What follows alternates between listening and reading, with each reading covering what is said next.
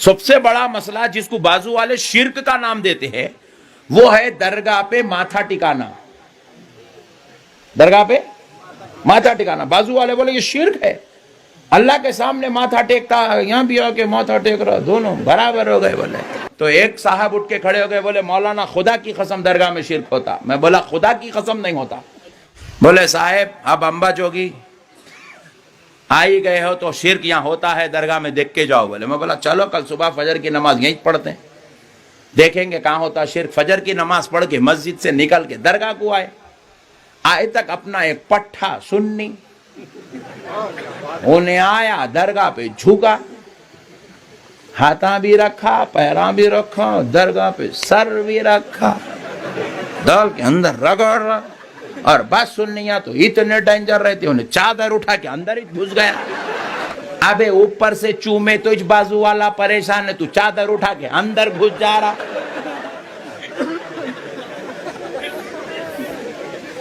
نہیں.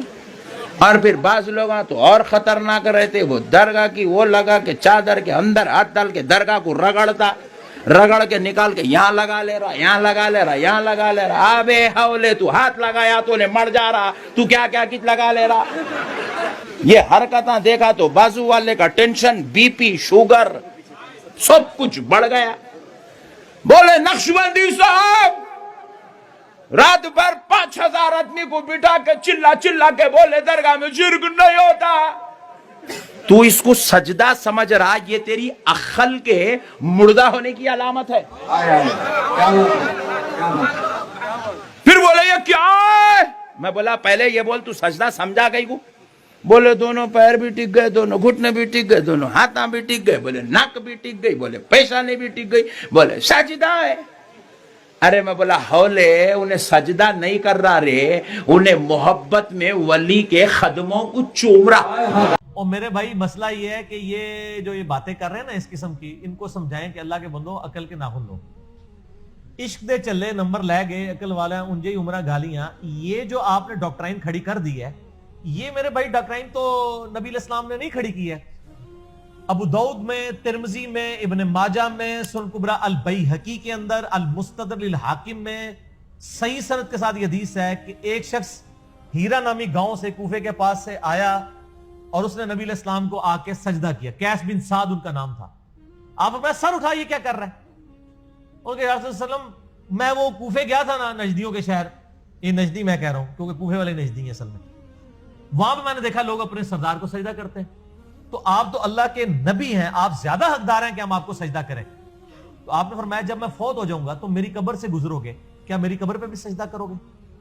کہا نہیں یا رسول اللہ. تو فرمایا پھر مجھے کیوں کر رہے ہو؟ اگر میں سجدہ جائز سمجھتا تو بیویوں سے کہتا کہ اپنے خامدوں کو سجدہ کریں, اس حق کے سبب جو اللہ تعالیٰ نے ان کے لیے رکھا ہے. تو اس سے ابھی نے تو نہیں کہا یا رسول اللہ یہ تو محبت کا سجدہ ہے, محبت والوں کے تو فتوی ہی نہیں لگتا. یہ تو آڑے بابے ہی کہندے نے, صحابہ کرام نہیں سرے کہندے ہیں کہ محبت والوں پہ فتوی نہیں لگتا. محبت کی ابتدا اور انتہا نبی صلی اللہ علیہ وآلہ وسلم کے مبارک قدموں تک پہنچنا ہے. آپ صلی اللہ علیہ وآلہ وسلم کی مبارک تعلیمات ہیں, ٹھیک ہے جی. اس کے علاوہ جو بھی محبت کے کرائٹیریا ہیں وہ ردے کی ٹوکری میں.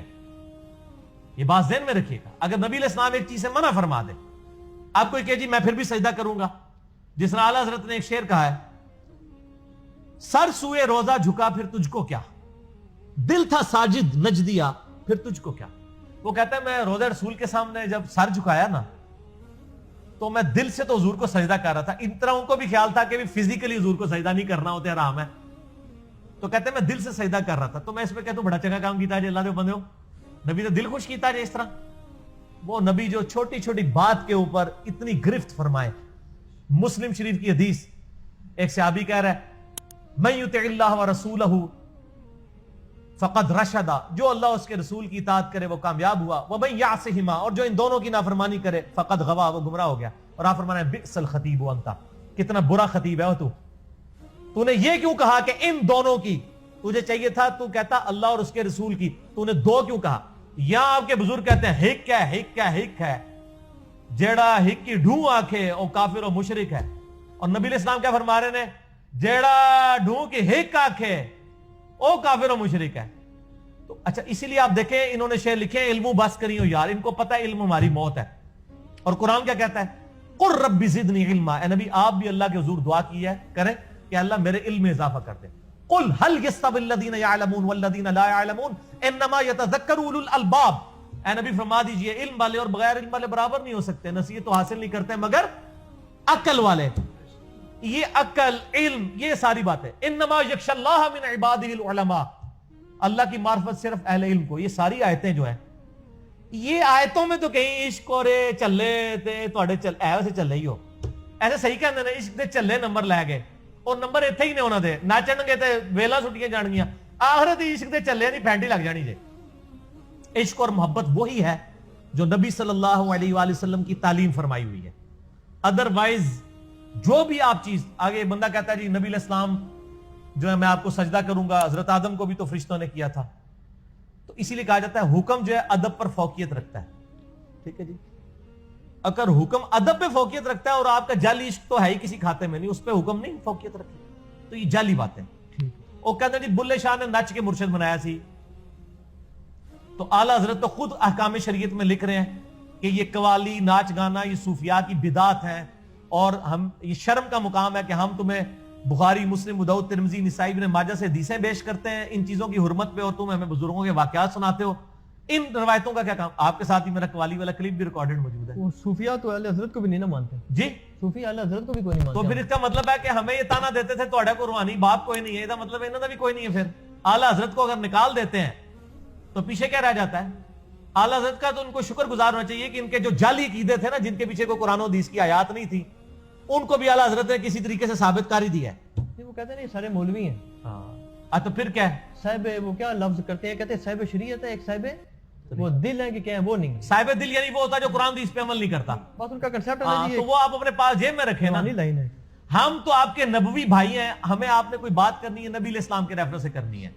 ٹھیک ہے، اس قسم کی باتیں کرنی ہے تو جائیں گرو نانک سے کریں، پنجا صاحب چلے جائیں. ہمیں بات کرنی ہوگی قرآن و سنت سے کرنی ہوگی، کیونکہ نبی علیہ السلام نے یہ تو نہیں فرمایا میں اپنے بعد فلانا بزرگ چھاڑ کے جا رہے ہیں. آپ نے فرمایا تھا دو چیزیں چھوڑ کے جا رہا ہوں، اللہ کی کتاب اور میری سنت. اور غدیر خم پہ فرمایا اللہ کی کتاب اور میرے اہل بیت، اور اہل بیت کا احترام کرنا، اللہ کی کتاب کو پکڑنا.